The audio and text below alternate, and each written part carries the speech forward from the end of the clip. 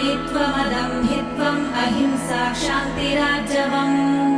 आचार्योपासनं शौचं स्थैर्यम् आत्मविनिग्रहः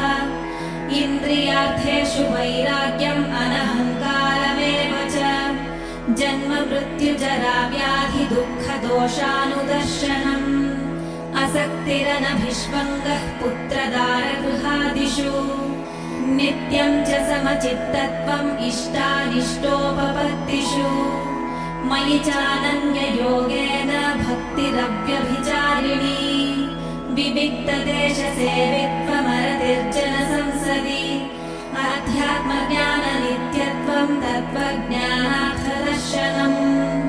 एतज्ज्ञानमिति प्रोक्तमज्ञानं यदतोऽन्यथा।